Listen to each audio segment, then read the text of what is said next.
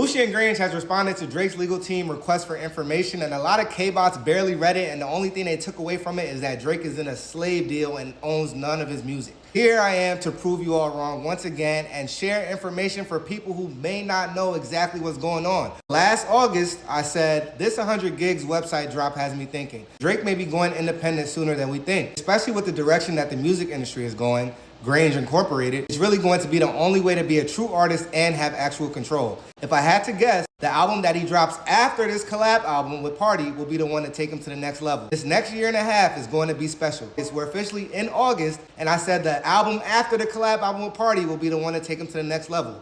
That album is now known as Iceman.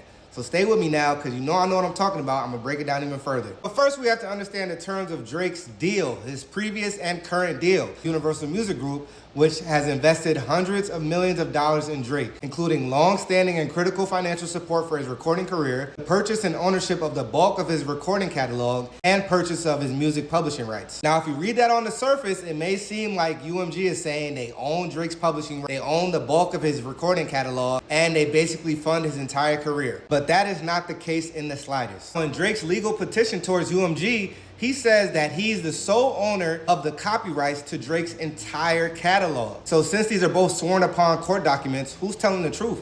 Well, both of them are. See, a lot of what Lucian was doing in his declaration is basically trying to say, hey, as UMG, we've invested millions of dollars into Drake. Why would we try to devalue him if he's one of our assets? What Drake is saying is that he owns the copyright to his entire catalog, meaning that he owns his masters and his publishing. And what that does from his standpoint is really emphasizes the fact that him being devalued, his brand being devalued, especially at the hands of UMG, directly causes economic harm to him because it devalues his catalog that he owns. That is why UMG said, why would we try to devalue our own asset?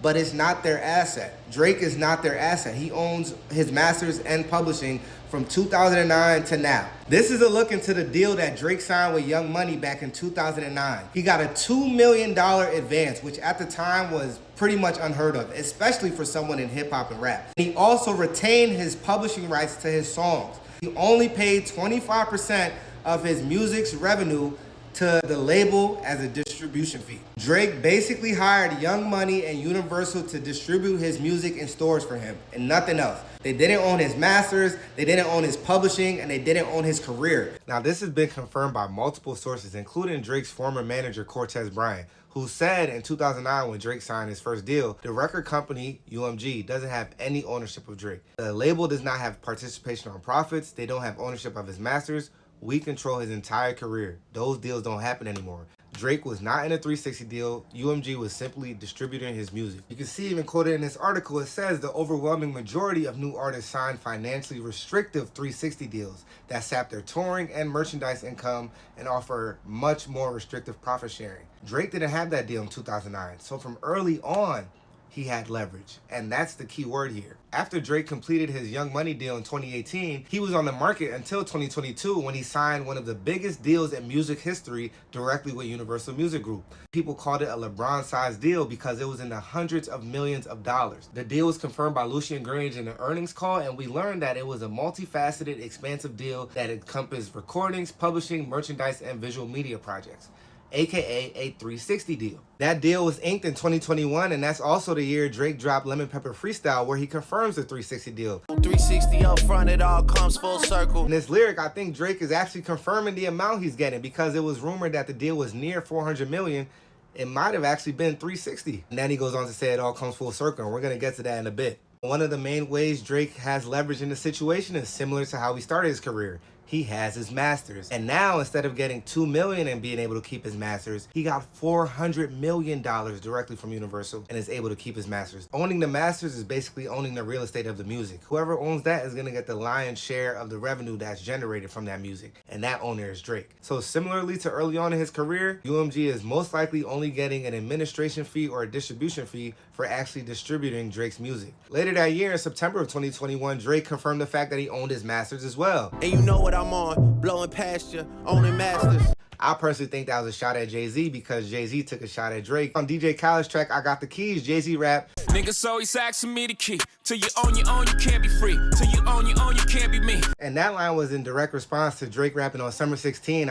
I used to wanna be on Rockefeller, then I turned into Jay. So Jay-Z was basically saying, hey man, until you own your masters, you can't be me because I own my masters. And quick side note, the Jay-Z and Drake beef and lore goes mad deep. So if y'all want to know more about that or even how Jay-Z could be possibly involved in what's going on right now, let me know in the comments if you want a separate video on that. And at the time in 2016, although UMG didn't own Drake's masters, the Young Money Cash Money label did have a stake in Drake's masters. And when we found out in 2020 that Lil Wayne sold Young Money's masters for $100 million to Universal, we also found out that they sold a portion of Drake's masters that they own to Universal as well. So when Lucian says that they invested, past tense, in the purchase and ownership of the bulk of his recording catalog, he was referring to the 2009 to 2018 percentage of masters that Young Money owned that was eventually then sold to Universal through Lil Wayne's sale. And that 2018 to 2021 block is the only time that UMG actually owned that percentage of Drake's masters. When he signed his deal in 2021, and this track comes out in September of that year, we find out that Drake owns his masters once again, which was likely through the 360 deal that he signed with Universal, which was valued at around $360 million to $400 million. So when Drake says, On top of the mountain, these niggas still down at base camp, they planning their expedition. he was not lying. He already did the joint venture with a label. Kendrick just did a joint venture with PG Lang and Universal in 2022. Drake had that set up in 2009. What he's saying is now he's at the point where he's recouping on his money so fast because he owns his masters, which is why the labels make so much money because they typically own the masters. Now he becomes a threat to Universal. He's recouping at the rate that they are not able to exploit the distribution fee that they get from him at a point where it makes sense financially. And it's also having Drake and their catalog strengthens their catalog holdings, which strengthens their public stock. They don't own his masters, they don't own his publishing, and they temporarily have a license to exploit Drake's music. So when Lucian says we own Drake's publishing rights, they own the right to exploit his music as long as he doesn't pay back that $400 million. Well, now he's paid it back, and it only took him 2 years when they probably expected 4 to 5. Now their projections of exploiting Drake's music are cut, and now he wants more money. They're gonna make less money through exploiting, and now they have to pay him $500 million. So what's the best option for them to do? Try to lower his value so we can keep him, keep exploiting his music, and not have to pay him $500-600 million like Sony offered. And that's where we get to where we are now. So when he says 360 up front, it all comes full circle. We are reaching that full circle moment. And now the next phase is getting ready to start. Like I said last August, I think that this Iceman album is truly going to shake up the industry in ways that we haven't seen before. And what happens after that album drops? Well, that's for another video. Let me know if y'all want it because I'm going to get into what I think Drake's moves will be after Iceman drops, how it'll shift the industry, and where he'll be positioned in the industry as well. Now, I hope this breakdown was thorough enough to get through the mind of the K-Bot and that the myth that Drake is in some sort of slave deal is now debunked. All right, let me know what y'all think in the comments.